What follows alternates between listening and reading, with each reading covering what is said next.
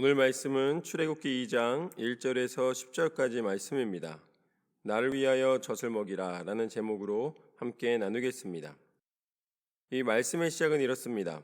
레위 가족 중 한 사람이 가서 레위 여자에게 장가들어 그 여자가 임신하여 아들을 낳으니 그가 잘생긴 것을 보고 석 달 동안 그를 숨겼으나 더 숨길 수 없게 되매 그를 위하여 갈대 상자를 가져다가 역청과 나무진을 칠하고 아기를 거기 담아 나일강가 갈대아에 두고 그의 누이가 어떻게 되는지를 알려고 멀리 섰더니.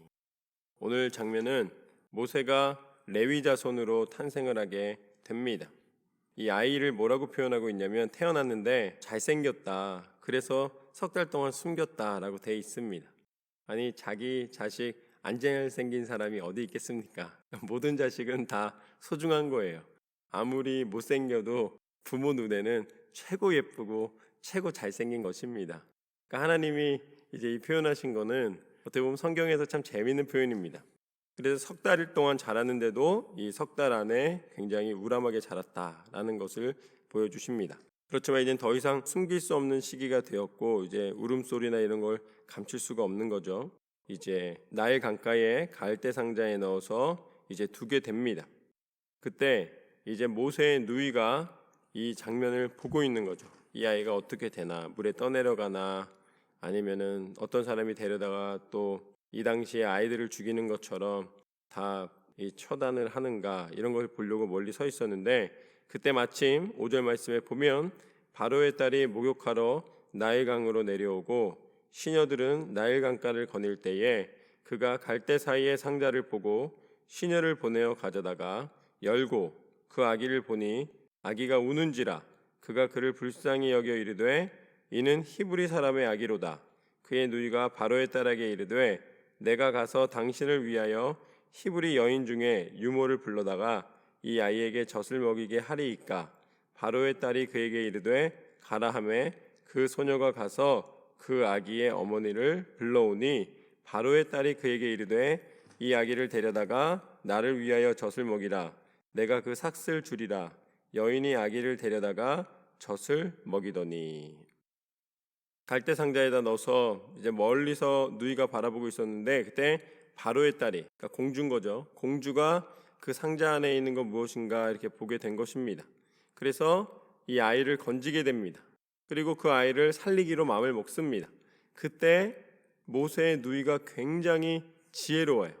그래서 가가지고서 뭐라 그러냐면 내가 그러면 이 아이를 위해서 유모를 구해드릴까요? 이렇게 묻습니다. 그래서 누군지 모르지만 고맙다 이렇게 얘기를 했어요. 그랬더니 바로 모세의 어머니를 불러온 거예요. 그랬더니 바로의 딸이었던 이 공주가 뭐라 그러냐면 내가 삭슬 주고 이 일을 시키겠다라고 이야기를 합니다. 그렇다면 결국 모세는 가족하고 떨어지지도 않았고 오히려 분유값을 번 거예요. 물질을 제공해 줄 수 있는 통로까지 된 것입니다. 어떻게 보면 축복의 통로가 된 것이죠. 아이를 살려서 자라게 만들었는데 이것은 어떻게 보면은 위험한 요소였고 또 언제든지 이것 때문에 더 큰 봉변을 당할 수도 있었는데 그런데 그와 반대의 일이 벌어지게 됩니다. 이게 무엇이냐? 이게 바로 하나님의 섭리입니다. 갈대 상자에 넣어서 이 나일강가에 놓은 것도, 누이가 쳐다보고 있었던 것도, 바로의 공주가 발견한 것도, 바로의 공주에게 누이가 가서 어머니를 소개한 것도, 또 어머니가 삭슬 받아가면서 자기의 아들을 살릴 수 있었던 것도, 이 모든 것을 가리켜 뭐라 그러냐면 이걸 가리켜서 하나님의 섭리라고 우리가 이야기하는 것입니다. 세상 사람들은 이걸 어떻게 만들어요? 드라마로 만들고 뭔가 이렇게 이 스토리를 만들어서 하는 거죠. 그런데 하나님이 만드시는 것보다 더 완전한 것은 없습니다. 그래서 각자의 인생을 돌아보면은 드라마보다 더 드라마 같은 거예요. 왜냐하면 하나님이 섭리하시고 계시기 때문입니다. 하나님의 손이 우리의 상상과 우리의 계획과 우리의 지혜보다 훨씬 더 높으시기 때문입니다. 하나님의 인도하신 가운데 있는 사람에게는 생각할 수 없는 하나님의 섭리와 사랑과 은혜가 나타나게 되는 줄로 믿습니다. 그래서 바로의 딸이 그에게 이르되 이 아이를 데려다가 나를 위하여 젖을 먹이라. 내가 그 삭슬 주리라. 여인이 아이를 데려다가 젖을 먹이더니 그 아이가 자라매 바로의 딸에게로 데려가니 그가 그의 아들이 되니라. 그가 그의 이름을 모세라 하여 이르되 이는 내가 그를 물에서 건져내었음이라 하였더라. 모세라는 이름은 누가 지어준 이름이냐면 바로 바로의 딸이었던 공주가 주어준 이름입니다. 부모가 지어준 이름이 아니에요. 모세라는 이름의 뜻은 이제 내가 건져냈다라는 뜻입니다. 그리고 분명히 애굽 사람이 지어준 이름이에요. 그렇다면은 이 모세라는 이름을 통하여서 하나님은 무엇을 계획하신 것인가? 하나님께서는 모세를 먼저 물에서 건져내셨습니다. 그리고 나서 이제 이후의 장면을 보면은 모세가 애굽 군사를 죽이게 되고 이제 미디안 광야로 도망가게 됩니다. 그리고 40년이라는 세월이 흐른 후에 하나님이 이제 이스라엘 백성을 다시 건지시기 위해서 모세를 애굽 땅으로 보내십니다. 그래서 이제 바로 왕을 만나게 하시죠. 그때 모세가 그렇게 원활하게 할 수 있었던 이유는 무엇이냐면 바로 이 모세라는 이름 자체가 애굽에 갔을 때에도 그들과 통할 수 있었기 때문입니다.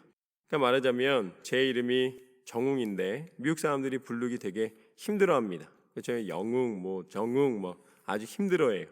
그러니까 보통 한국 사람들이 이 시민권을 받거나 아니면은 어떤 계기가 됐을 때 자기 닉네임을 바꾸든지 해서 앤드류, 데니얼 이렇게 이름을 바꿉니다. 그래서 이 아무래도 좀 친숙하게 만드는 것이죠. 저는 좀 고집스럽게 제 이름을 그냥 계속 유지하고 있는데 말하자면 그 사회 속에 들어갈 수 있도록 이름을 그 사회의 사람들과 동일하게 맞추는 거예요. 모세라는 이름이 그렇게 쓰임을 받은 것입니다. 그러니까 하나님께서는 모세가 구원의 통로로 하나님께서 계획하신 그 섭리 가운데 자신이 살아난 것처럼 모세의 인생을 통하여서 하나님의 백성을 살리시려는 그 계획을 위하여 하나하나 굉장히 섬세하게 준비하셨다는 사실을 기억하게 됩니다. 그것이 바로 하나님의 은혜인 것이죠. 그런데 하나님의 그 섬세한 은혜는 모세가 출애굽시키는 것으로 그 계획이 성취되는 것으로 끝내지 않으십니다. 궁극적으로는 하나님의 백성이 하나님의 나라를 이루게 하시고 다시 그 나라를 이스라엘이라는 나라를 이루는 것으로 끝내시는 것이 아니라 궁극적으로는 하나님의 나라를 상징하게 하시는 거예요. 우리가 이 땅에 밟고 있는 땅으로 끝나는 것이 아니라 하나님의 계획하신 영원한 생명의 나라, 하나님의 나라를 들어갈 수 있는 하나님의 권한과 하나님의 구원과 하나님의 능력을 나타내기를 원하십니다.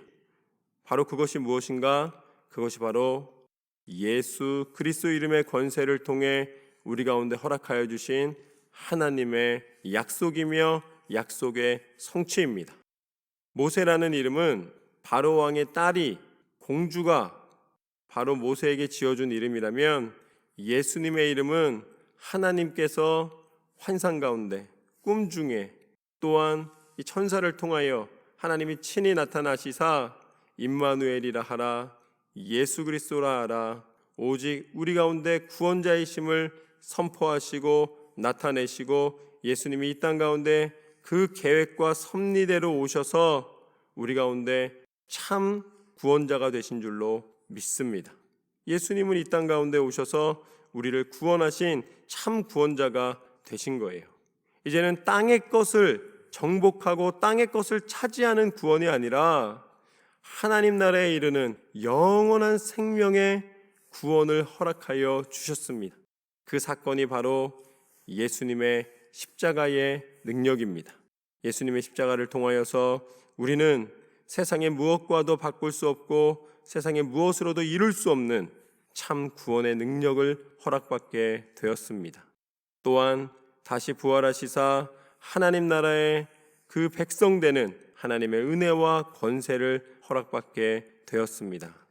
오늘 모세를 건지신 하나님, 또한 모세에게 이름을 허락하여 주신 하나님, 모든 가족이 서로를 잃지 않고 함께 할 수 있도록 또한 그 따뜻한 공간을 허락하여 주신 하나님, 잘할 수 있는 애굽의 이 학문과 지식을 익힐 수 있는 기회를 허락하신 하나님, 그 모든 것을 섭리하시고 예비하시고 공급하여 주신 그 하나님의 은혜와 능력이 오늘 모든 하나님의 예배자들 가운데 임하시기를 소망합니다.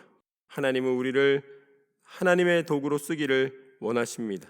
또한 하나님은 우리를 하나님의 구원의 반열 가운데 인도해 주시기를 원하십니다.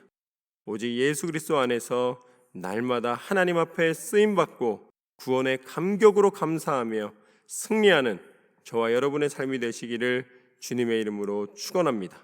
하나님께서 여러분의 인생 가운데 함께 하실 줄로 믿습니다.